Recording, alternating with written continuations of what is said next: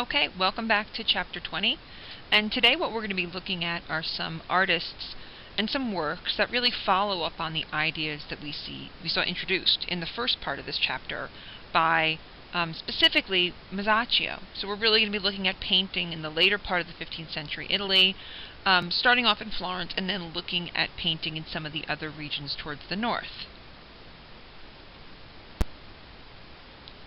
I'm actually beginning with a work by Paolo Uccello, whose real name is Paolo di Donno. Paolo Uccello is a nickname. His last name means bird.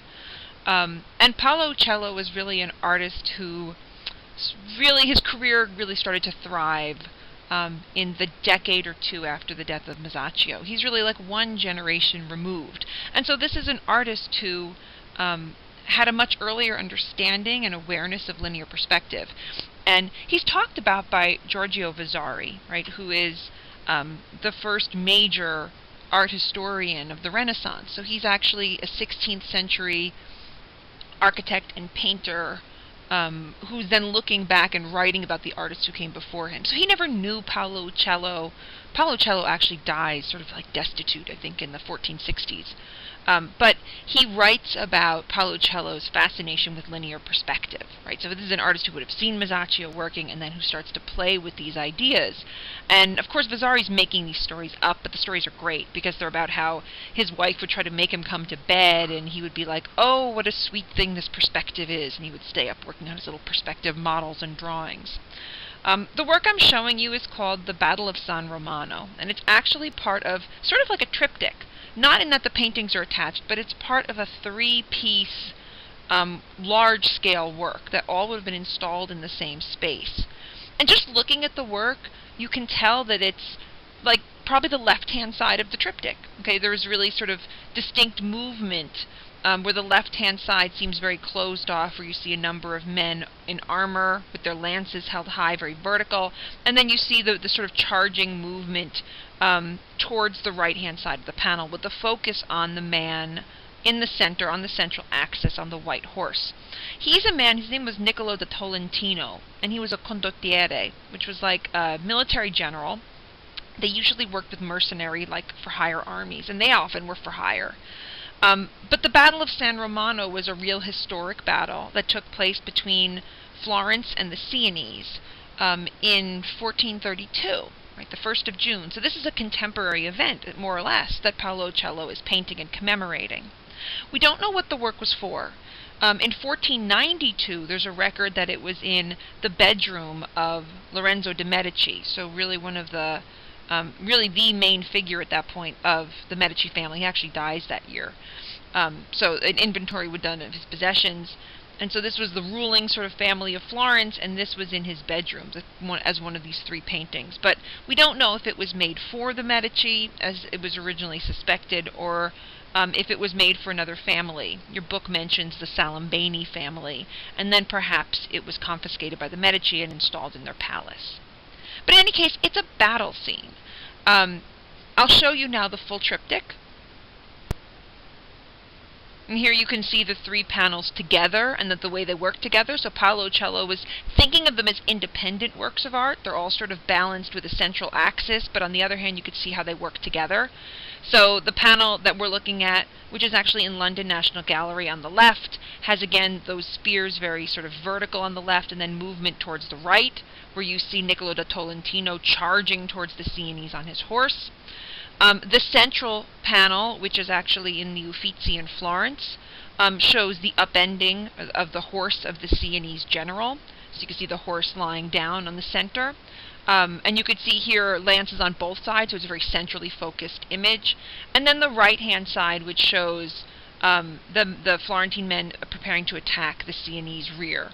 And so again, here, this is in the Louvre, and it has a very opposite orientation to the panel that we're looking at from our book, in that it has a lot of those vertical spears and lances on the right-hand side, and then more horizontal movement towards the left, so it directs your attention back towards the center.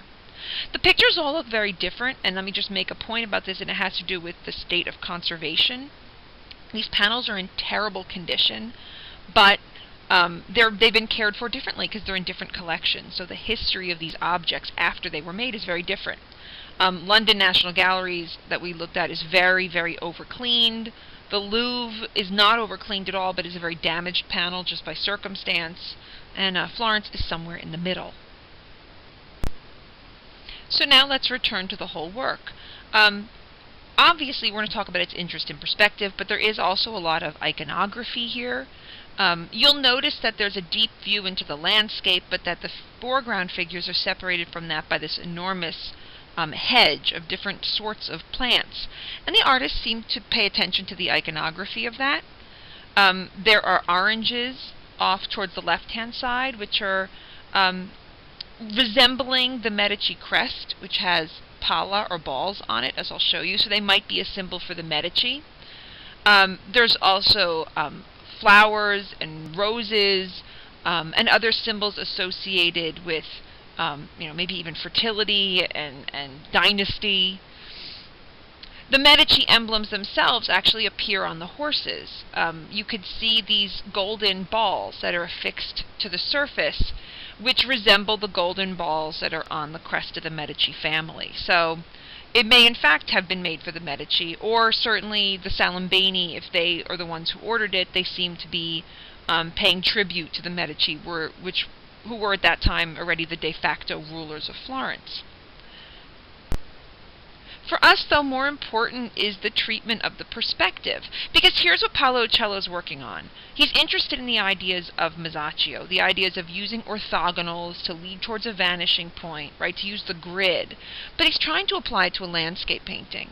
He doesn't really do what we saw Masaccio do in terms of atmospheric perspective. There's a little bit of that. I mean, for example, if you look into the far distance, especially towards the upper left-hand corner, you can see the loss of saturation and clarity in the trees in the distance. But instead, he's also interested in trying to apply linear perspective to a landscape, rather than just atmospheric. How does he do it? He uses all of the weaponry of the men in battle to create the orthogonals, right? Because there's no natural orthogonals in the landscape. So he uses the broken lances and the spears. Even the fallen body of a soldier, which is very incorrectly foreshortened. I mean, he's having trouble foreshortening the body, right, or showing the body at an angle to the picture plane. The feet should be much larger than the head here. He's got it wrong. But you could see the way the artist is trying to recreate this perspectival grid, and so his fascination with it. It's also an interesting work just to consider workshop practice. Paolo Uccello isn't drawing real battle scenes, and he's not looking at real animals. You can actually tell that he's looking at a model of a horse, and he's studying this horse from all different angles. I mean, look again at that white horse. Turn it around, it's like the gray horse on the right-hand side. Paint it black, it's like the horse on the left-hand side. Turn it on its side, it looks like the horse from the next panel. So he's like studying this little sculptural model and trying to turn it into this dynamic battle scene. So again, it just shows you how the artists are trying to take the concepts that Masaccio applied so perfectly in something like the Trinity and use them in different ways. Here you can see just a detail a bit up close. And I put this only up so that you can see the issue of conservation. This picture, which is in London National Gallery, as I said, they over-cleaned all of their paintings. And so you'll notice that the horse really has very little shadow. Like there's like only two colors. There's no gradation or modeling. There's only just two colors on the surface of the horse, and none of them are very dark. The face of the horse has been wiped off. The face of Niccolo da Tolentino has been wiped off. So it's a very damaged work of art.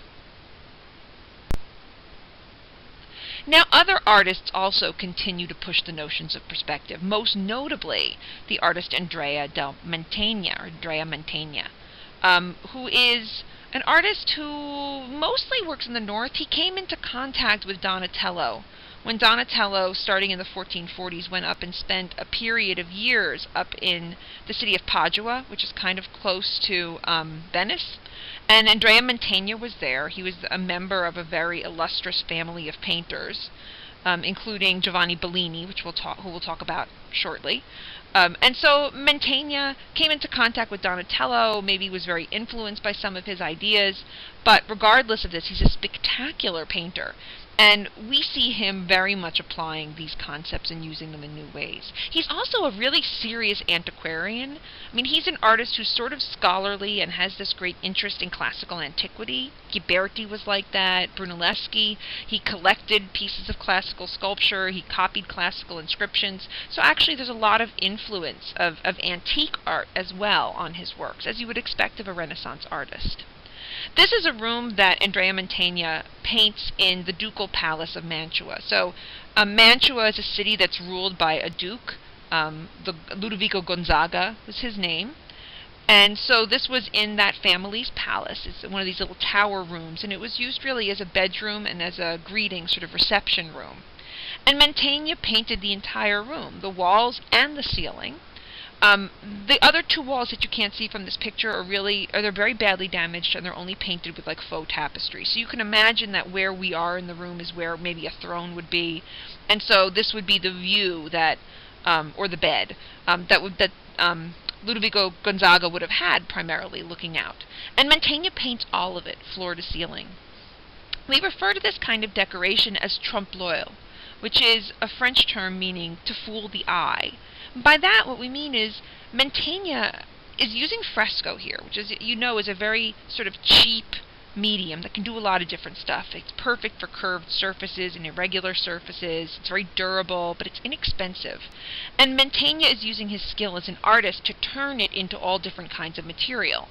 So when I say trompe-l'oeil, I mean that it looks like real architecture on the walls that lead to these views of landscape beyond. The ceiling looks like it's made of marble ribs with gold mosaic, with an opening in the center, and none of that's true. It's a shallow domed ceiling, and the only real architectural elements here are the door, the window, and the fireplace. Right? The rest of these are and there's maybe some very shallow capitals, where the dome starts to spring. But the rest of it is smooth surface, and Mantegna tricks you by making you think that it's something more. Mantegna signs the work several times and dates it, but also gives us this fantastic self-portrait, so I just thought you would like this. He paints himself as a grotesque head in the architectural detailing of those pilasters. So there are two walls in the room that we see. We'll take a look at one of them and then the ceiling.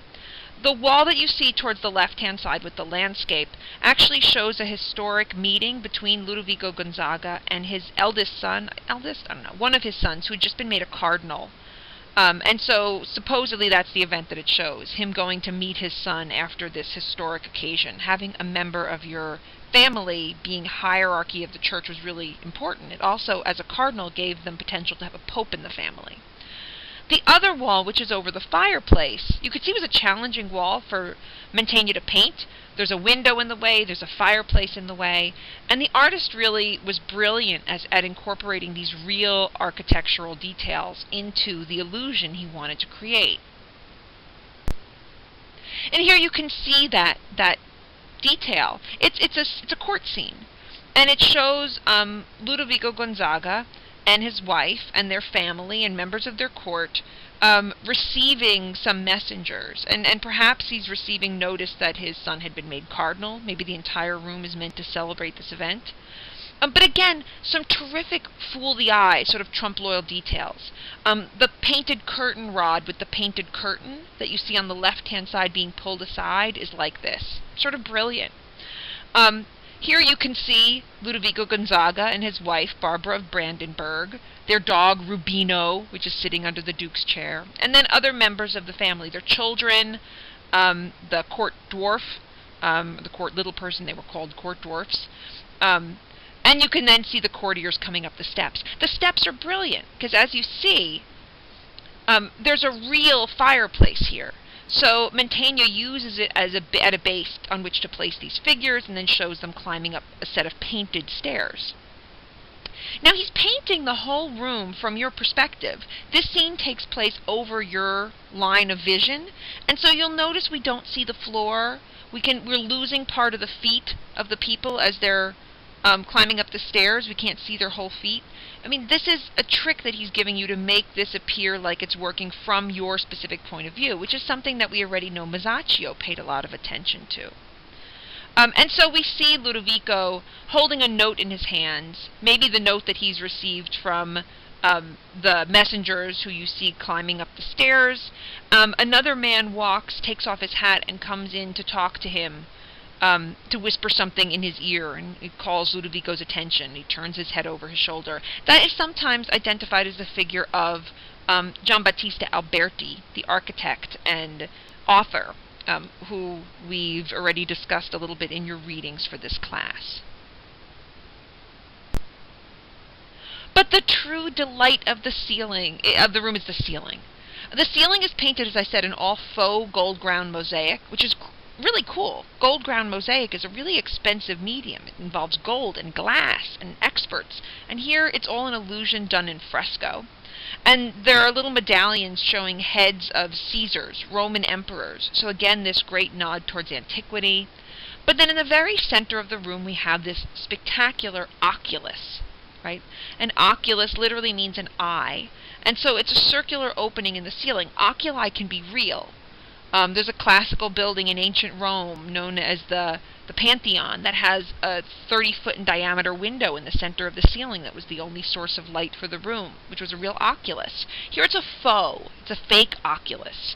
And Mantegna paints a bunch of women and servants sort of looking down on the scene, as well as some other cast of characters. We've got some putti, little winged, naked babies from classical antiquity. We've got a peacock. You see the bird peeping its head in. A peacock was a symbol for Juno, who was the wife of the god Jupiter. And so Juno was associated with marriage. And so we call this room the Camera degli Sposi sometimes, which means the room of the newlyweds. Although your book here is referring it to as the Camera Picta, which just means a painted room. So all of these people look down on us, so we see their faces painted sharply as if from below. This technique is called di sotto in su. It means from below looking up. You'll notice, for example, how dramatically foreshortened those little naked putti are. Where we see Paolo Uccello struggle with foreshortening, right, showing a figure that's very obliquely positioned to the picture plane. We see Mantegna sort of excel at it. And the details of it are fantastic. There's a little puto who stuck his head through and it's gotten stuck, and then we're looking at all these little naked, little naked butt. What's even greater for me, though, here is the sense of humor involved in it. You'll notice there's a big, heavy flower pot on one edge of the oculus, precariously balanced, and it's only being held up by that little thin wooden rod. And so it's a little bit of a joke that when you walk under the oculus, you look up and you feel as if that flower pot might come crashing down and land on your head down below. But this is brilliant. He's taking the idea of linear perspective, and in a sense he's putting the vanishing point in the ceiling, in the center of the oculus, and the orthogonals become the bodies of the putti and the architectural detail of the railing. Now, there are other trends that really start to occur more and more towards the end of the 15th century. Another one is this ramping up of the idea of classical antiquity. Now, obviously, you see someone like Donatello, who's a sculptor, looking at the sculpture of the past and responding to it. But we see more and more towards the later 15th century artists actually pursuing classical subjects, not just using a classical model for a Christian subject, but really pursuing classical subjects. And also pursuing the nude at the same time. And the two really, in a sense, go hand in hand, because so much of Greek and Roman art, especially Greek art, was based on the study of the athletic male nude. A work like this is a perfect example. Now, we've already seen Antonio del Pollaiuolo with his little bronze statuette of the Hercules and Antaeus. So that already is that same idea of a classical subject and a classical nude. Here we see him exploring it in a two-dimensional form. So this is an engraving. We've already met engraving last chapter when we looked at the works of the northern German artist Martin Schongauer. So this is an engraving by Pollaiuolo. It's not maybe as skillfully done as Schongauer's, but Pollaiuolo, he was trained as a goldsmith, which means he had some training in engraving, because goldsmiths would, engrave designs onto the metalwork that they did. But it's much more simplistically shaded. You could see it's just got these little simple parallel hatch lines for the shading. But the subject of it's sort of interesting. We don't know what the subject is. We've never known what the subject of this thing is. It's a large-scale engraving. It's signed by the artist. You could see there's a little plaquette that says Opus Antoni Pollaiuoli Florentini. So it's signed by him. He also puts where he's from, which is important because prints travel. So signing and putting, who you are is important if you want someone to be able to find you or find more of your work. But the subject isn't known. What is the Battle of 10 Nudes? People have spent years looking for a classical source for this. They presume it's some battle that was written about by ancient writers or something from mythology, but we don't know. It seems to resemble some sort of a gladiator contest because of the weaponry seen on the ground, the fact that the two central battling figures are holding the ends of a chain. Apparently, the food in the background, the corn and the grapes, were associated with the diet of the gladiator, so maybe there's some symbolic meaning there. But I really just think that Pollaiuolo was using this sort of faux classical subject to explore what he really wanted to do, which was look at the different way the muscular male nude works. The anatomy is not perfect, and Pollaiuolo really is of a generation before we really think artists start doing dissections. But he treats them like what we call écorché figures, which means figures that are flayed. In other words, these almost look like skinless figures, like we're looking at just a demonstration of muscles, even if they're not quite right. If you look at the backs of some of these figures, you'll realize they're not quite right. But other than that, it's a fantastic image of death. I always look at this illustration and realize that hardly anybody in the scene is safe. That's really what makes it such an extraordinary scene. Everybody in the scene, more or less, is about to die. Maybe with the exception of the man with the axe all the way on the right-hand side of the picture. But you can imagine him posing little models in his studio, just like Paolo Uccello's horses all look related. Those two central battling figures holding onto the chain are really the same figure seen from the front than from the back, with some minor adjustments. We also then get the addition of the female nude towards the end of the century. And this work by Sandro Botticelli might be really the first time we see the female nude that's just illustrated for its own sake and for beauty. There's a tradition for this. If you see a female nude in art, up until this moment, in Gothic art, Renaissance art, any time since classical antiquity, a female nude would usually be a damned soul or Eve, which essentially is a damned soul. In other words, female nudity was associated with sin, especially female nudity. But we start to now get, with this reemergence of classical antiquity, in which there were female nudes, specifically Venus, right, which is otherwise the Greek Aphrodite. We then get Renaissance artists exploring this subject. Botticelli was great at doing this. These artists were like scholars in a sense. They were reading classical myth or modern retellings of classical myth. And so here we see a subject of the birth of Venus. So Venus, there's a couple stories about how she's born, but I know one of them involves the genitals of her father being thrown into the sea and her being then born aloft on the sea foam and the waves. And so here we see the newly born Venus floating ashore on this clamshell, or scallop shell, being blown ashore by Zephyrus, who's the god of the winds, and his nymph Chloris, who holds on to him. So there are the gods of the winds on the left. You can see him blowing. And then we see one of her attendants, known as her Hours, who's waiting to clothe her in this garment as she steps ashore. Through the air, there are flowers, specifically roses, flying, and roses were said to have been born at the same hour as Venus. The picture seems to be all about fertility.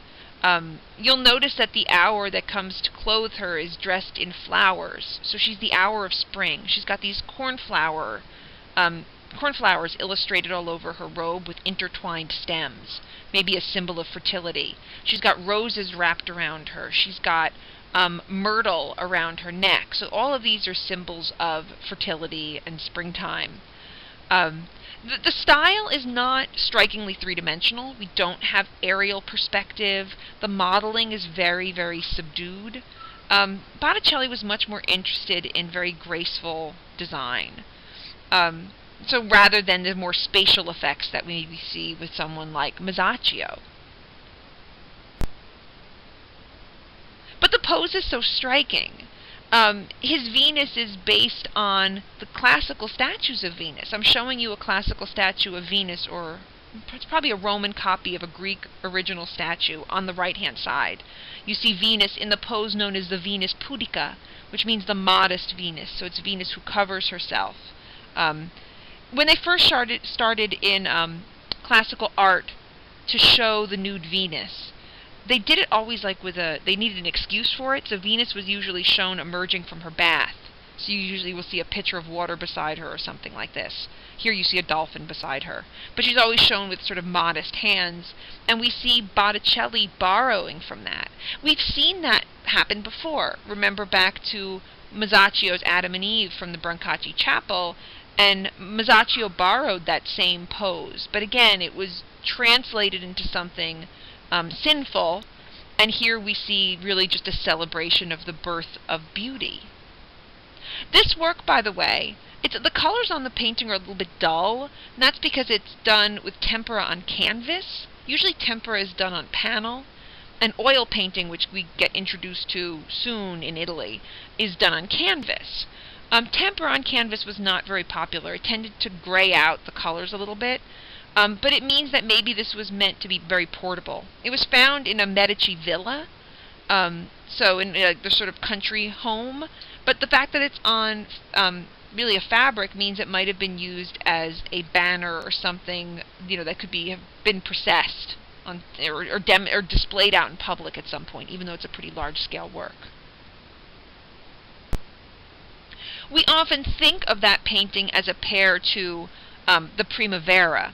They're not really a pair. They're in different supports, on different supports. So the Birth of Venus is on canvas, the Primavera is on a wood panel, and the dimensions are different and the scale of the figures are different. But because the subjects are so closely related, we tend to think of them as a set, and it was also done for a Medici villa. We assume this was for the wedding of a Medici family member whose name was Lorenzo di Pierfrancesco de' Medici.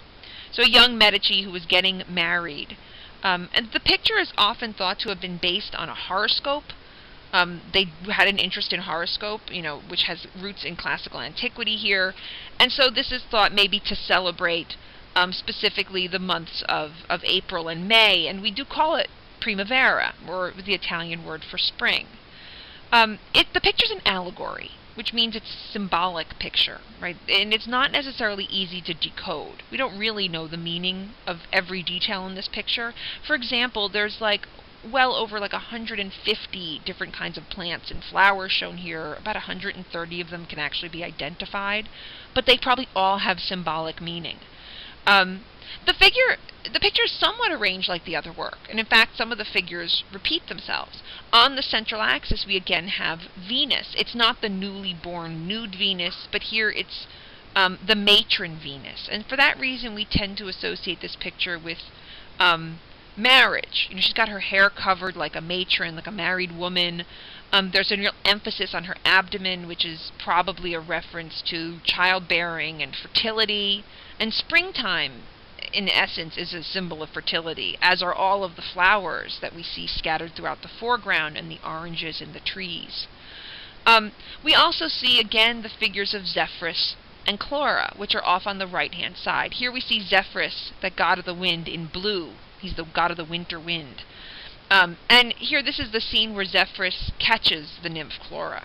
And you see that he grabs her, and as he grabs her, flowers start to trickle out of her mouth, and she more or less then morphs into the figure beside her, which is Flora, which is a goddess of springtime and fertility, or Primavera.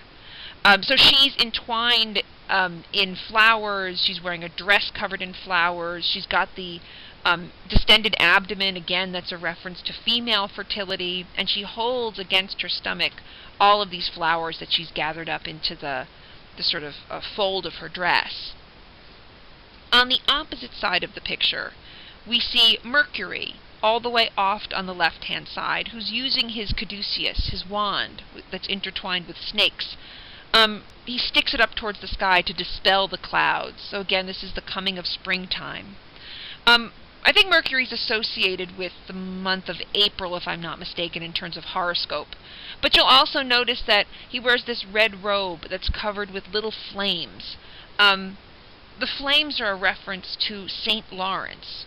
Okay, he's a saint who gets grilled alive, or San Lorenzo. And this again was done for the marriage, we believe, of Lorenzo di Pierfrancesco. So those little flames are probably a reference to the man for whom this was painted. And there's also on the right-hand side of the picture, it's hard to see, behind the zephyr, a laurel tree, which again has the same root word as Lorenzo. So it could be, again, a symbol for whom this was painted. In between Mercury and Venus, then, we've got the three graces, or the 3 hours, which are associated with Venus. They are her attendants. They're also probably symbols here of the virtues of chastity, beauty, and love. And here you could see above Venus the blindfolded Cupid about to shoot his arrow that makes people fall in love into the group of the hours. So it's complex. It seems to be about fertility and marriage and childbirth, which is so important for the, continuation of the Medici dynasty and in terms of the young Medici marriages, but done in a new, really complex way. Now, what's interesting about Botticelli is that early on in his career, he does so many of these wonderful, large-scale mythological paintings, the likes of which we had not seen up until this point. Towards the end of his life, though, he becomes very religious, and he actually participates in the bonfire of the Vanities, in which he burned many of his paintings at the advice of Savonarola, the fiery Dominican preacher. Botticelli became a follower of him. So the end of his career was very, very different from the beginning.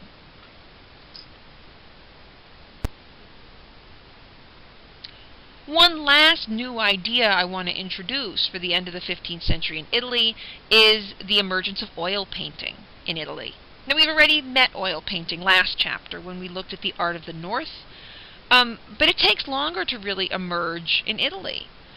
Decades longer, almost a century longer, before we see it really start to thrive.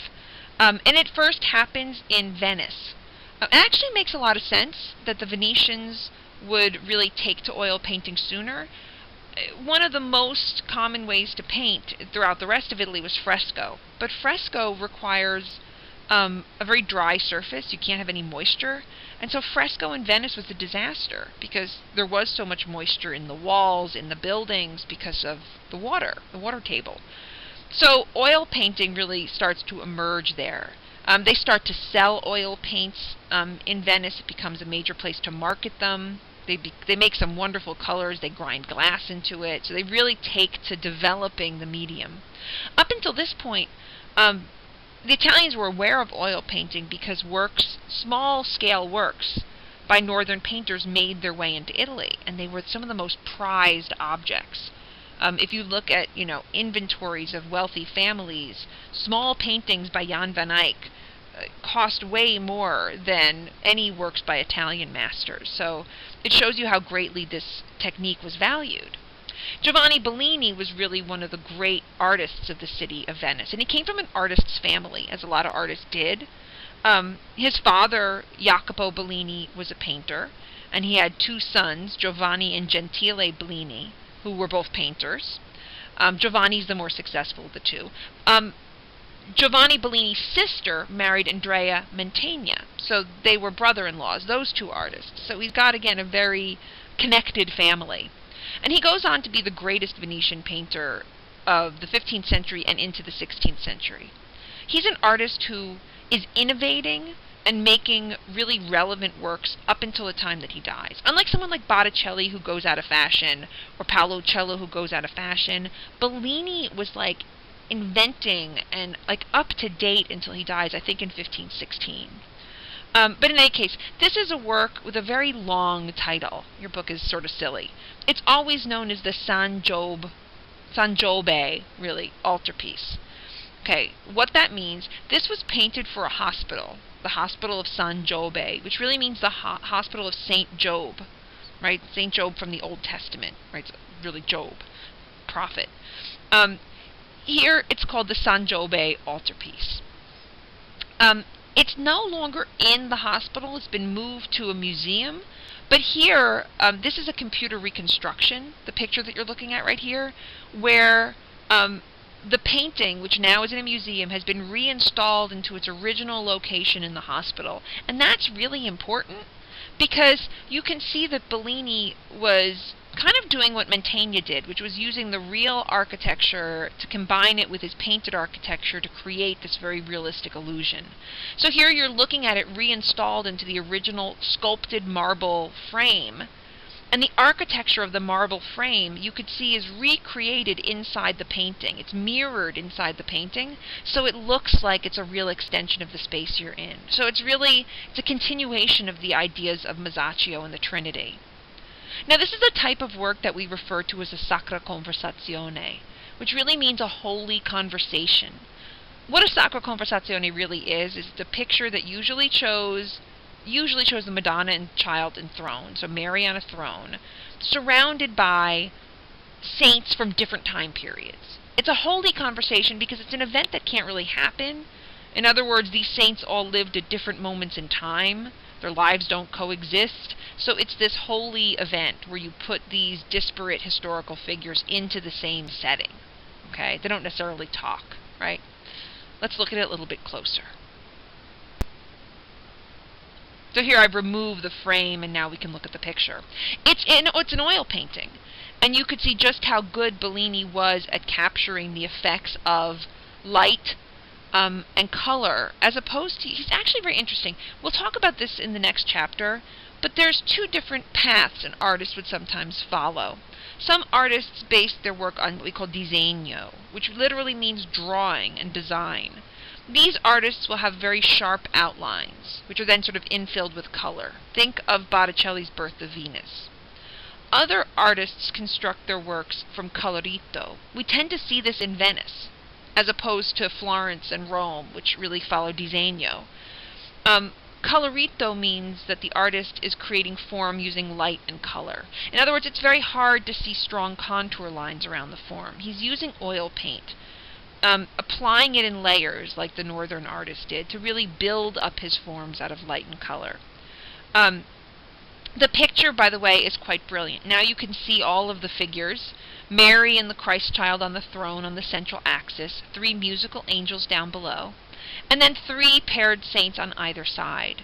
So on the left-hand side we have St. Francis, St. John the Baptist, and St. Job, right, which is the figure that's nearly nude with the tie around his waist and the beard. And then on the right-hand side we see what looks like St. Dominic, Saint Sebastian, and Saint Louis of Toulouse. I'm really working my name that saint here. This is a little hard. All of the saints have attributes, which is how I usually can identify them. The picture is really quite brilliantly done. There's one figure there to sort of introduce us into the scene. The figure of Saint Francis in the brown robes on the left points to the wound in his side and extends his hand towards us and looks at us. So he's our way into the picture. And a lot of the figures in the scene really emphasize suffering. Job from the Old Testament was known for his suffering and is shown usually with sores on his legs. Saint Sebastian on the other side is shot full of arrows. Saint Sebastian gets shot full of arrows but then miraculously healed by an angel, though he later gets beheaded. That doesn't turn out as good. But the idea is that both of these saints, Job and Sebastian, are about suffering and healing. And so this is a very appropriate kind of picture to put in a hospital setting. This would be where people would come to pray for their own miraculous recoveries. So really a brilliant treatment both in terms of iconography. The linear perspective is perfectly worked out. It's got trompe-l'oeil effects of gold ground mosaic in the dome up above, which is very popular in Venice, but here all done illusionistically, just with oil paint and color. So quite a spectacular work. Here's Bellini now on a smaller scale, slightly earlier work, but I wanted to show you a different type of work. This is actually a work that you can go see because it's at the Frick. I'm sending you to the Frick. So you'll have a chance to look at this work up close. This work I really like because it shows you the way that Italian artists were influenced by Northern painting. Not just by the use of oil paint, though this here too is a combination of oil and tempera, like this is an early experiment with oil paint. But here you can see that iconography, too, has become a major interest of Italian artists. And all artists have used iconography, but we talked about how interested the northern artists were in making every single element in the picture symbolic. Here we see a little bit of an exercise in that, which makes me think that Giovanni Bellini had come into contact with quite a few northern pictures by the time he did this work. The scene is called St. Francis in Ecstasy because the subject is hard to discern. We assume it's a picture of St. Francis receiving the stigmata. St. Francis was a saint. He dies in 1226. Remember, we talked about the death of St. Francis of Assisi when we talked about the dates for Italian Gothic. St. Francis, so he's basically a 13th century saint. He receives the wounds of Christ while he's praying on a mountain, on Mount Laverna. He sees an apparition in the sky, and he gets the wounds of Christ, which are known as the stigmata, the wounds in the hands, the feet, and the side. They're the same wounds that Christ got during the crucifixion, right? This is the story. And he's one of the few saints who receive the stigmata, which means he's a very special saint. And so that we think that's what this is showing here, but it's not done in the traditional way that would be shown. Here's a work by Giotto, right, from the 1320s, a much more traditional image of St. Francis receiving the stigmata, where you see a seraphim, right, Christ on the cross with wings flying through the sky, shooting laser beams into his hands and his feet and his side on a mountaintop. So you see that Bellini's treatment is really different. There's nothing supernatural actually visible in the scene, so it's a very sort of spiritual thing. Some people argue it's not really about the stigmata, because you can't really see the stigmata in the picture. And it might really be about him singing a song to God or, some other event. But we don't really know. I tend to think it really is about the stigmata, but done in a new way. You'll notice that the picture, first of all, the picture has amazing light effects, which is something that Venetian artists are known for. You'll see that more in the next century.